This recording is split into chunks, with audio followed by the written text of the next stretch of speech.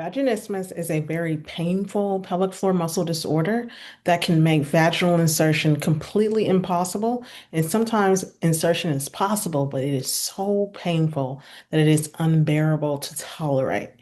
This can be very distressing for your mental health.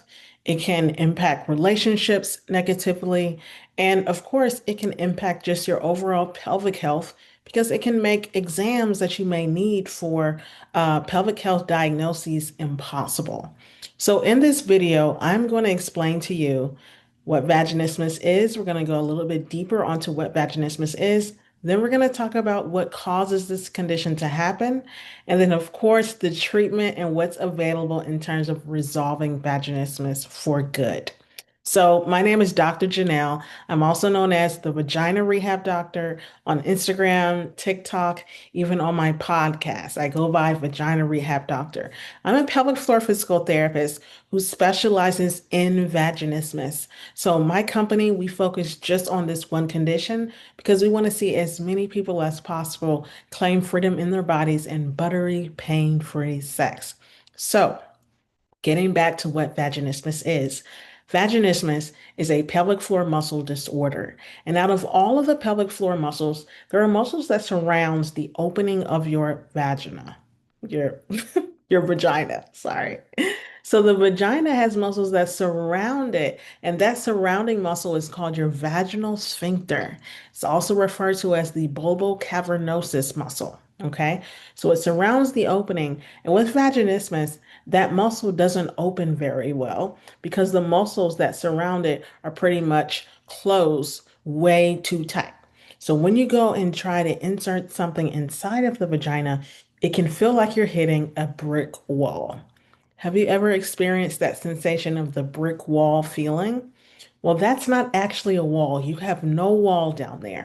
It's the muscles that are surrounding your vagina that's not allowing an opening to take place. And so, what happens is we need to actually retrain the muscles, loosen these muscles, relax your pelvic floor so that there is an opening and so that insertion is not painful, insertion is not forceful, and insertion doesn't cause burning, stinging, or a tearing sensation. Okay? Many times, also with vaginismus, there may be fear of insertion, fear of pain, fear of damaging your vagina, or a fear of sex overall. This can happen for various reasons. Sometimes there's a history of trauma, like sexual trauma. Sometimes there's medical trauma. Sometimes there's even physical trauma to the vagina and the pelvic floor. An example of this is recurrent UTIs or recurrent yeast infections that over time it develops pain and sensitivity and irritability down there. Other people develop eczema or lichen sclerosis, and sometimes that contributes to the muscle sort of tightening down and closing up.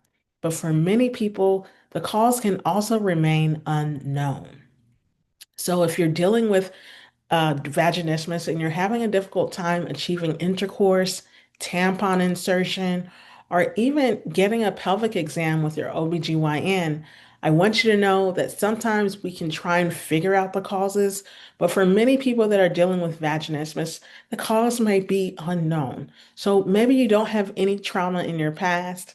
Maybe you have never really experienced a lot of anxiety, or anything that you would think would cause this to happen.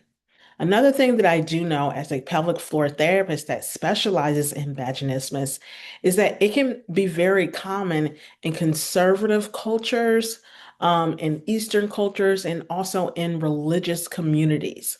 So, what I mean by this is that the religion or the culture is not causing the vaginismus itself, because I'm sure you know someone in your same religion, in your same culture that doesn't have vaginismus. However, religion and culture and the way we view sex can contribute to things like sexual shame, fear of sex, or a repression of your own sexuality.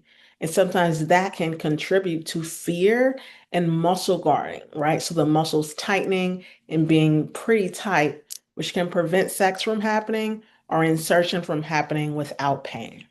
Okay. So I want you to know that you're not alone. This is a common pelvic floor disorder and it is 100% treatable. Okay. So we have great success with our clients.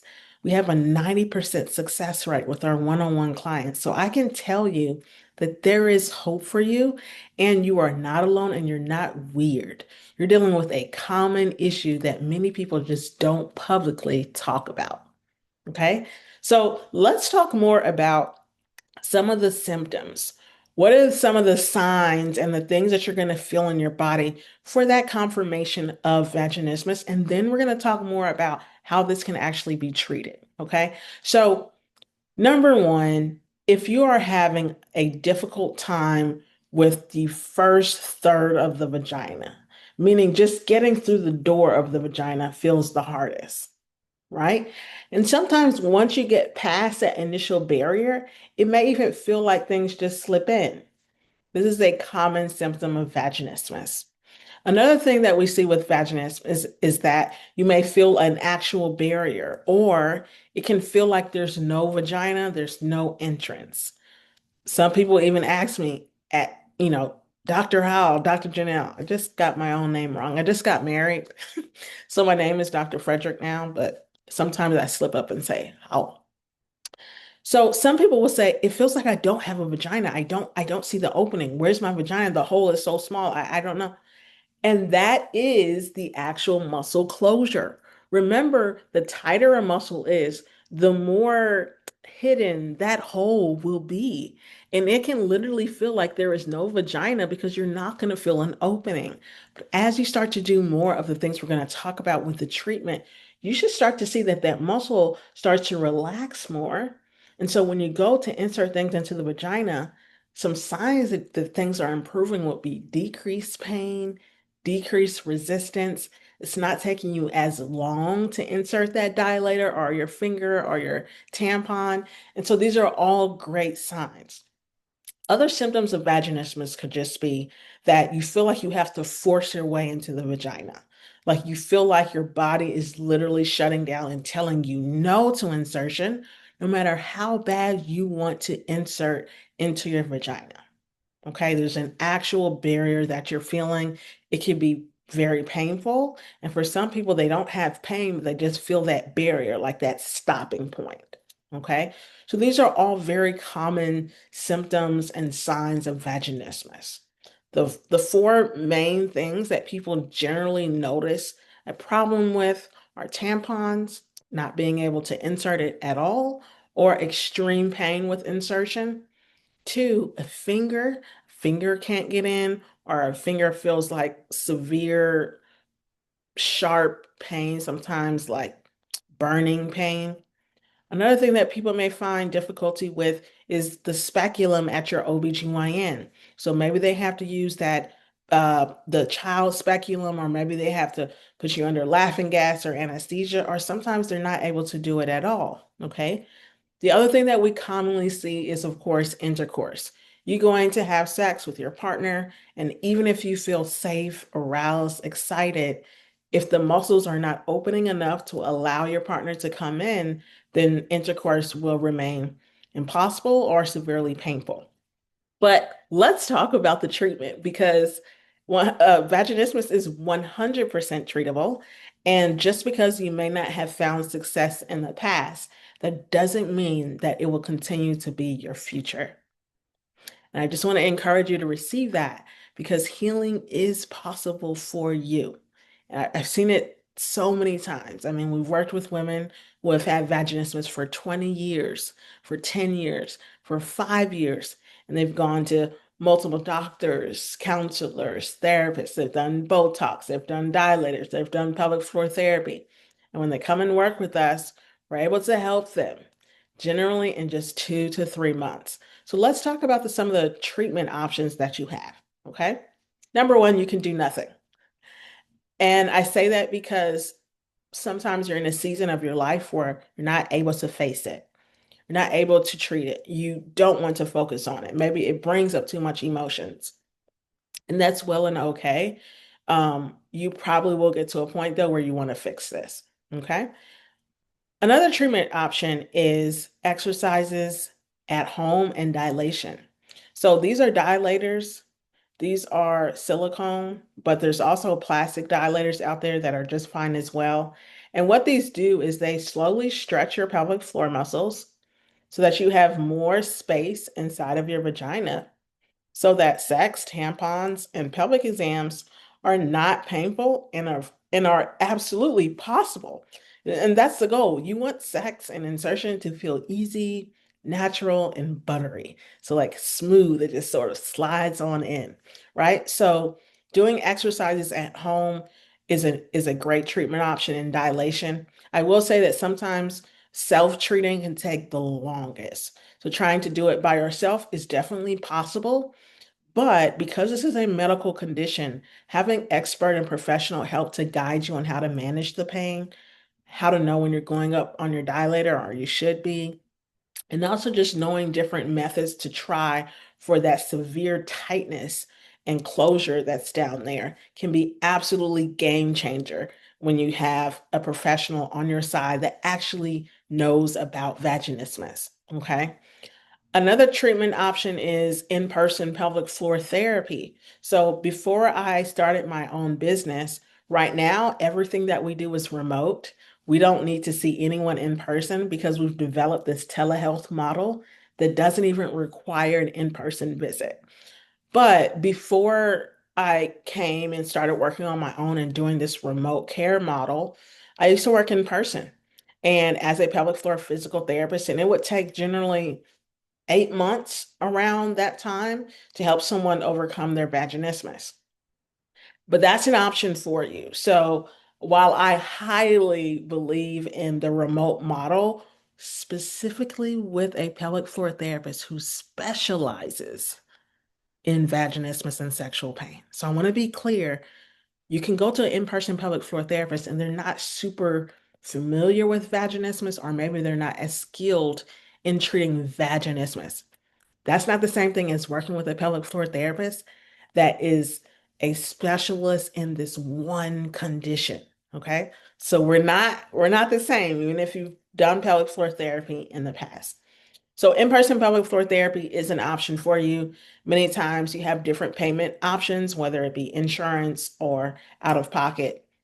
And so that's an option. Okay. Another option is vaginal Botox. Botox, obviously, this is a little bit more invasive. It involves a needle. And even when you do Botox, you will generally still need pelvic floor retraining. Okay. Because remember, vaginismus is a pelvic floor disorder that can also involve some fear or anxiety with insertion, but we have to address the muscles because this is where insertion is happening.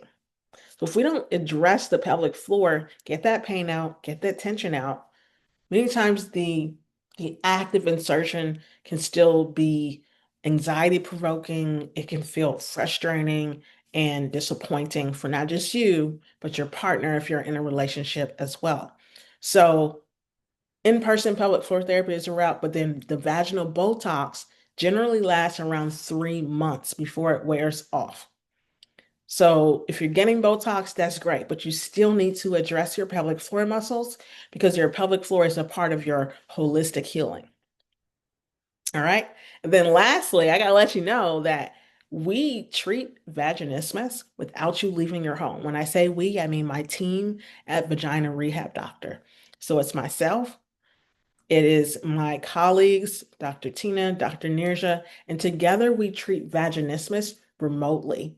This allows us to work with you no matter where you're located, as long as you have an internet connection. We show you how to order your dilators, how to order something called a pelvic wand, and we use all of our different pelvic models to make sure that you know exactly what you're doing on your end. So we have different pelvic models that we'll use to show you how to use your dilators in each and every session, how to use your own hands to release tension that maybe your dilator can't get to very well.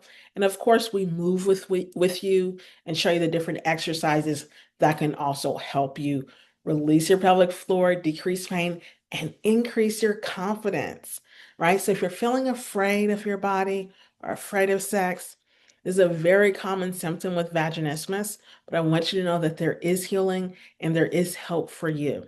So if you've enjoyed this video and you want to learn more, make sure that you like this and subscribe so that you'll see more of my content. And if you're interested in working with us one-on-one to help you overcome your vaginismus and be free from this condition, then click the link in the show notes and you can schedule a free consultation with me to make sure you're a good fit before we get you signed up and ready to go. Remember, it generally takes us just 2 to 3 months to help you overcome your vaginismus. If you would like to learn more, go ahead and schedule below and I'll talk to you soon. Bye-bye.